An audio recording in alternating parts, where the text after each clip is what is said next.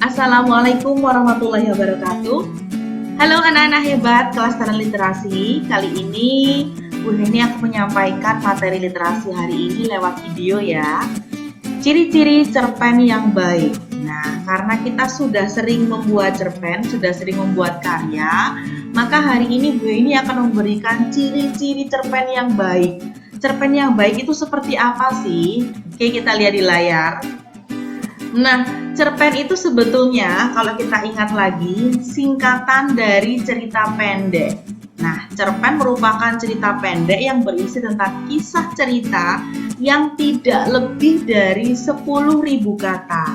Atau gampangannya begini, anak-anak bisa membuat cerpen yang baik itu pada dasarnya tidak lebih dari 10.000 kata. Minimalnya berapa kata, Bu? Biasanya katanya begitu ya anak-anak ya. Minimalnya adalah 300 sampai 400 kata. Atau kalau kita buat halaman A4 itu bisa 2,5 halaman, itu merupakan minimalnya cerpen. Kalau saya membuat 1 atau 2 halaman saja boleh kah, Bu? Sebetulnya boleh, tapi alangkah baiknya dibuat sesuai dengan yang biasa kita baca. Biasanya meskipun pendek itu cerpen ukurannya 300 kata sampai 10.000 kata, tidak lebih dari 10.000 kata ya. Oke, selanjutnya seperti apakah cerpen yang baik? Yang pertama ada cirinya adalah ceritanya fiktif. Cerita pendek ini memang biasanya ceritanya fiktif. Ciri yang pertama adalah ceritanya tidak benar-benar terjadi atau tidak terjadi di dunia nyata. Dan benar saja, hampir semua cerpen menceritakan kisah yang tidak terjadi di dunia nyata, alias fiksi belaka.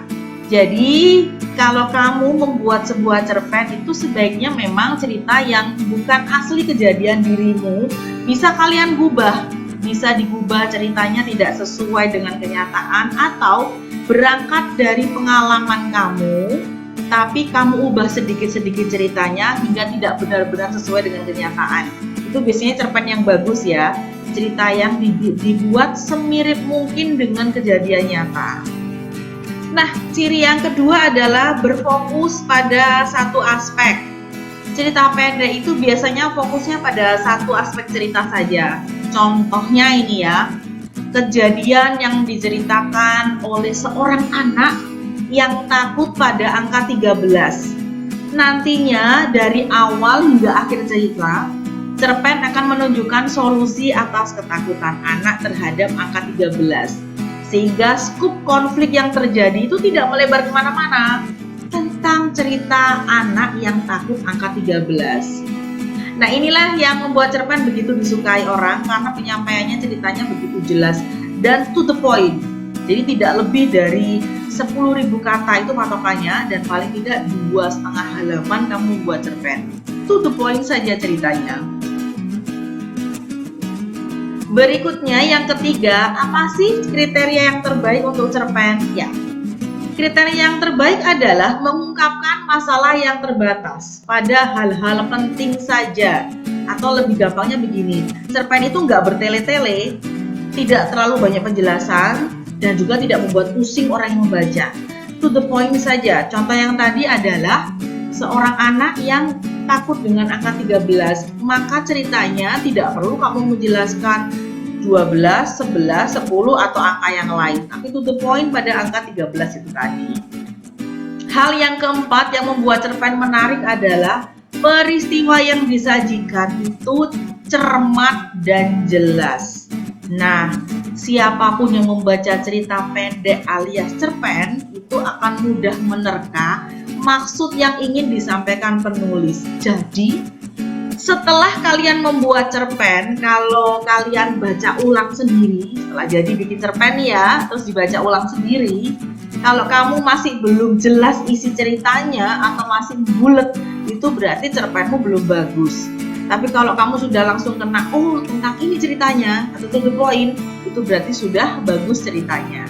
Yang kelima adalah penokohannya sederhana.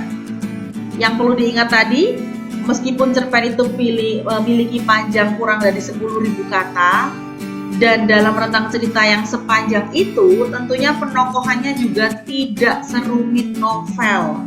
Yang keenam, tidak menggambarkan kisah dari semua tokoh. Nah, ini nyambung dari yang kelima tadi ya. Selain penokohannya sederhana, itu tidak menggambarkan kisah dari semua tokoh yang ada. Misalnya dalam cerpen kamu itu ada 5 tokoh ya, di situ ada 5 tokoh yang diceritakan, tapi nggak semuanya diceritakan latar belakangnya, nggak semuanya diceritakan dengan jelas tokoh itu. Mungkin hanya 2 atau 3 tokoh. Atau kalau misalnya kita ingat cerita Doraemon, ya kan tidak semua cerita di Doraemon itu diceritakan kehidupannya. Mungkin hanya Nobita dan Doraemon sama Shizuka saja, atau Nobita dan Doraemon saja. Kan nggak semuanya sampai diceritakan detail. Kalau detail itu bisa jadi novel ya.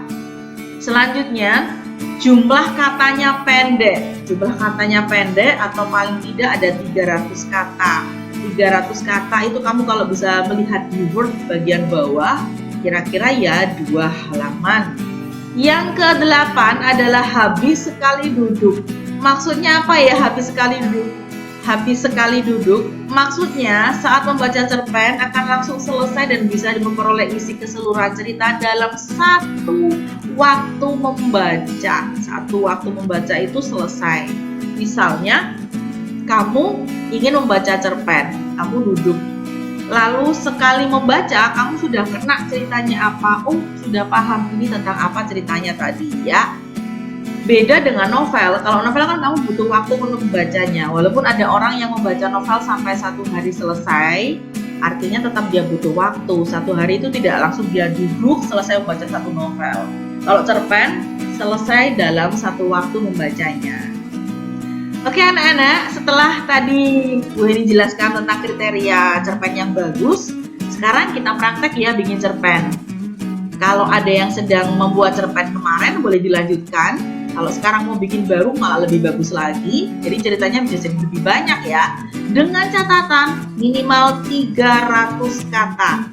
Dan ceritanya tidak bertele-tele. Bisa ya anak-anak ya? Terima kasih. Assalamualaikum warahmatullahi wabarakatuh. Bye-bye.